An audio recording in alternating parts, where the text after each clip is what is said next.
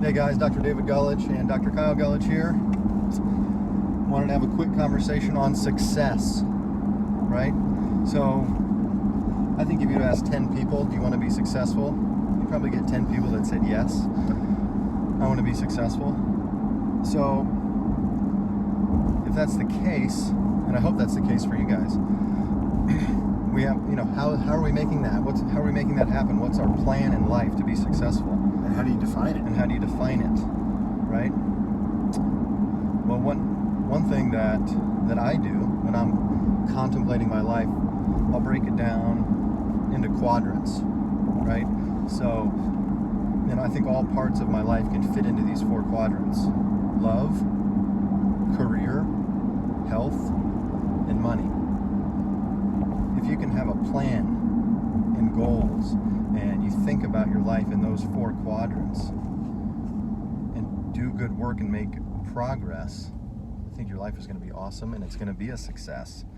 There was something I listened to that defined success as a progressive realization of a worthy idea, which is cool, So if you can have a worthy idea that you're working towards that encompasses all 4 of those aspects, so you're not just, sacrificing love and health and relationships in the pursuit of money, right? Or you're not being a pauper, while doing your job and being dedicated to it.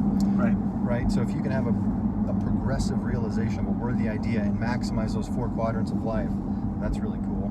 Yeah.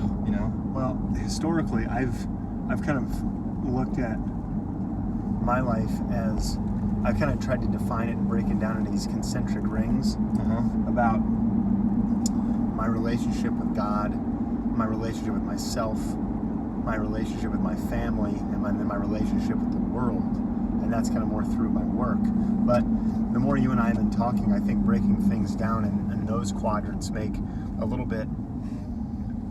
give those concentric rings a little more context and allow a little bit more of an action plan, as opposed to God and self isn't necessarily as actionable as the 4 quadrants are. So I'm actually moving my life orientation away to what you're talking about. So love, we can talk about that for a second.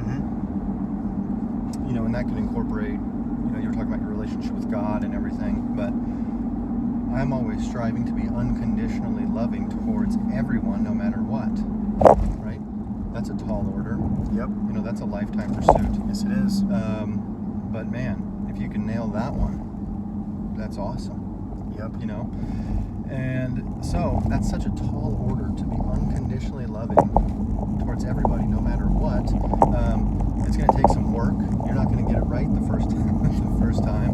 But one thing I try to do is fill my mind with people that have embodied that and read about their lives, and just let it wash over me and inspire me.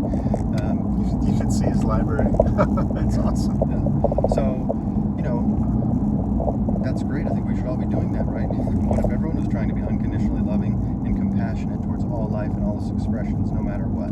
That'd be cool. So, but then you can make action steps from there, but that's kind of an overarching thing that I think about when thinking about just love in general. Well, so because that is a kind of an orientation, you could call it a goal, Yeah. One simple thing is a step toward that would be choose to forgive everyone for everything, no matter what. Definitely. There are no justified resentments. Yeah. That's a powerful one. Yeah. I think. Yeah, if you're holding a resentment towards anyone, you can say I love you and thank you towards that person. Yep. And use that as a lesson to grow and increase your compassion. Absolutely. Increase your love. And what the 5 statements that we say daily is, I'm sorry, please forgive me, I forgive you, thank you, I love you. Just putting that energy out. And you could focus it on a person, you could focus it on yourself, you could whatever, but that intention of laying down blame, laying down guilt, letting those things go, I think those are actionable steps to work toward an unconditionally loving state. Yeah, I mean, this could go on, and this could be, it's a life's work to be that way. But so that's love, right? Yep. Then you could say health, right? So enter true health, right? Boom. The awesome chiropractic office. But you want to be healthy, so you can do all the things you want to do. I know I can be a better father. I can love more. I can work better when my body's healthy. So, when I have these things written out and I'm thinking about things, I want to keep my spine right. I want to keep my body fat at a certain level, right? I want to commit to eating properly, to taking the right vitamins, to working out smart and vigorously. Yeah. Right? So health. We talk about that all the time on these. Yeah. I don't know if we need to dive into that. There's something called the spine. Yes. And a nervous system. Then career. So when you think about your career, one thing that we try to do, and I think no matter what job we're doing, we should always be studying and striving to be the best we can be at our job. Yeah. Right? No matter what we're doing, we should have a plan to be in the top 10% of everyone that does what we do. We want to be in the top 10% as quickly as possible. Yep. In the next 5 years, and within the next 5 to 10 years, be in the top 10% of that. Isn't that a cool idea? That's a great idea. Whatever you're doing, if you're working for yourself or for somebody, we should be studying and try to becoming the best we can be. Yeah. Because life's so much better. And then, if you don't like what you're doing, then you can advance, or set your sight on what you do want to do and study a ton in your off hours. Yep. There's so much extra time to get good at whatever you want to do. So career, we want to maximize it. We want to study hard. We want to do the best we can be. And then finances, money, right? We want to have a plan to save as much as we can. Well, maybe not as much as we can, but we want to have a plan where we're paying off debts as quickly as possible. We're not buying things that distract us and that don't really bring us happiness. We want to be saving. We want to have a goal. By this age, I want to have this much, so I can be financially independent. Yeah. Right? Because, man, if you can do that, then stress goes way down. Way down. Way down. So, and if you have a goal, by this date I want to have this much saved, then you're not going to be buying all these things that just waste your time and savings, right? Yeah. I want to just touch on this real quick, is that some people have an idea that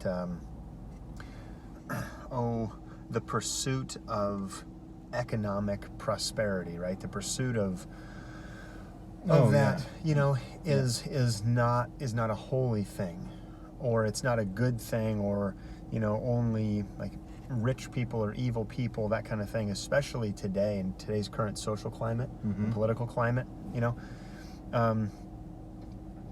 and we're part of the greatest economy, the greatest country that has ever existed throughout humankind. And that's a collection of individuals, right? It's not just like these nameless, faceless corporations. It's a collection of individuals, like you, us, our families, your family, and the better each individual can do, the better we all do. And so I think it's a very noble thing. Totally. Yeah. Well, you could always go back to the first thing we talked about, love. This is all assuming that you're not making money off, predatory things. Absolutely. Everything you do, you obviously want to serve the greater whole moving forward. Right. Yes. Well, definitely. So, and we're not talking. Well, yeah, I think that was a good point. Yeah. But we want to be saving money for our family, so stress is less, so we can have a good future. So that's my definition. We can make this longer and longer, but we're just getting warmed up. The progressive realization of a worthy ideal. So what's your worthy ideal? What are you shooting for? Break your life down into those 4 categories. Have a plan. Work towards them. And man, I think that makes life fun and productive and awesome. Yeah, I totally I want to just kind of add one thing to this, is that I know in my life I've had to check myself and make sure I'm not thinking about, if I can just do X, Y, or Z, then I'll be happy, you know? Because Yes. if you can surrender that anything outside of yourself is ever going to make you happy, it's not. Happiness is only going to come from within.